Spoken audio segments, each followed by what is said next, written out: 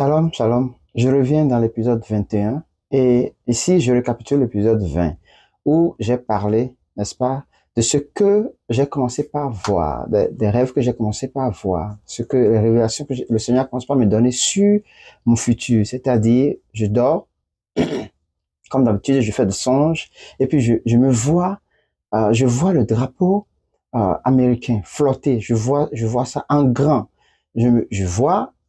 Je me voyais travailler dans des compagnies aux États-Unis. Je me voyais dans une certaine aisance, le Seigneur m'a mis, c'est comme, tu es mis au large, tu vois, tu n'as pas de manque tu ne manques de rien. Et puis, tu voyais vraiment comment est-ce que tu étais vraiment frais.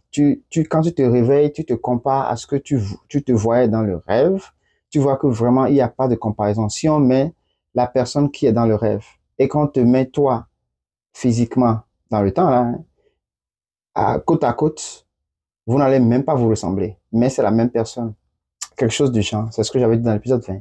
Et si je continue dans l'épisode 21, alors je disais, dans l'épisode 20, j'avais introduit que j'avais vendu les cimes et en rentrant, et ce jour-là, c'était pas un bon jour pour moi. Je n'avais pas vendu comme il fallait. J'avais faim et tout. Je rentrais. J'ai pris par ma cousine. J'ai ma cousine que je salue au passage. J'ai pris par elle. Elle s'appelle Aïcha. J'ai pris par elle. Et puis, je m'étais arrêté pour la saluer. Et l'autre, elle m'a acheté à manger, n'est-ce pas? Et elle a commencé par couler les larmes parce que elle voyait que vraiment que je souffrais. J'avais dépéri, vraiment, j'étais dans le manque. Il ne restait que la tête. Et puis, bon, j'étais vraiment mal habillé, un peu sale, pas propre. Mais l'autre, vous voyez, tellement ça l'a touché, elle a commencé à pleurer, vraiment, oh. Et elle a dit, OK, je vais payer pour, dans le temps, il y a ce qu'on appelle les DV. Les DV, qui est un programme américain qui permet aux gens légalement de venir aux États-Unis, mais il fallait appliquer, il fallait faire. Je pense que beaucoup de personnes en Afrique savent de quoi je parle, mais j'explique ceci pour ceux qui ne le savent pas, qui sont peut-être à l'étranger, à l'Occident.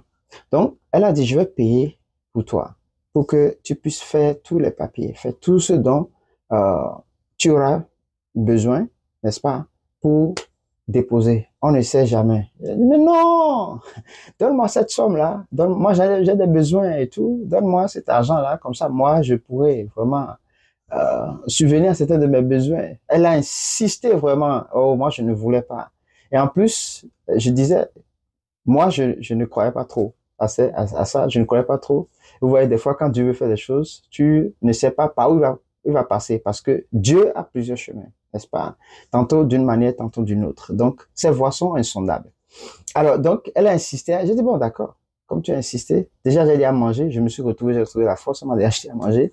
Alors, je me suis dit, OK, d'accord, il n'y a pas de problème. Je n'étais pas en moi-même. Même quand je faisais les dossiers, c'était au même lieu, hein, parce que il y avait une structure là en même temps.